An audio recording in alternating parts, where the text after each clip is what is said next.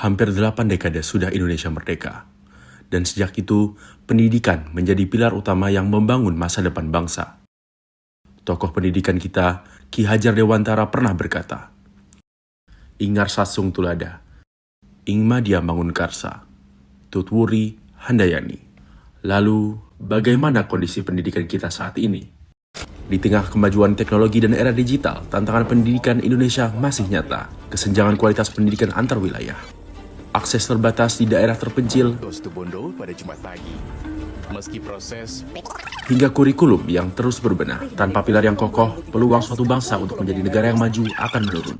Izinkan saya, Akmal Rafiq Herambang, untuk menyuarakan pentingnya pendidikan sebagai pelajar dan generasi muda bangsa ini. Menurut data BPS 2023, terdapat 5,11% penduduk desa yang tidak atau belum pernah sekolah, dan 12,39% tidak menamatkan pendidikan SD. Sedangkan di perkotaan angka ini masing-masing hanya 1,93% dan 6,62%. Jika dibandingkan dengan Finlandia, rata-rata anggaran pendidikan yang diperoleh per satu siswa Indonesia hanya 11,9 juta rupiah per tahun. Sedangkan di Finlandia, satu siswa dapat memperoleh anggaran pendidikan hingga 311 juta rupiah per tahun. Hal ini mencerminkan komitmen tinggi terhadap pendidikan yang berkualitas.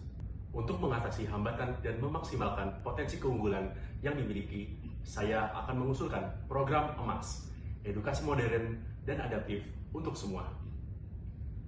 Program EMAS dirancang untuk menyelesaikan masalah pendidikan secara menyeluruh dan berkelanjutan dengan memaksimalkan 3 fungsi DPR.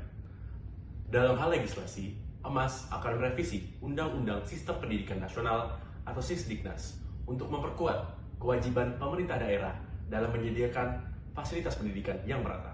Sebagai fungsi pengawasan, EMAS akan membentuk tim khusus yang melibatkan Kementerian Pendidikan dan Kebudayaan, Badan Pemeriksa Keuangan, serta lembaga terkait lainnya untuk penyaluran dana dan pembangunan infrastruktur. Undang-Undang Nomor 20 Tahun 2003 tentang Sistem Pendidikan Nasional telah menegaskan bahwa setiap warga negara berhak memperoleh pendidikan yang bermutu. Namun, pada kenyataannya, belum semua anak bangsa menikmati hak tersebut secara adil dan setara. Disinilah urgensi gerakan perubahan dimulai. Generasi cerdas bukan hanya sebuah visi, tapi juga misi yang harus kita wujudkan bersama. Saya, Akmal Rafiq Herambang, dari Dapil 2 DKI Jakarta, siap menjadi bagian dari Parlemen Remaja 2024 menuju Indonesia yang cerah melalui generasi yang cerdas. Mari bersama kita bergandeng tangan demi masa depan yang gemilang.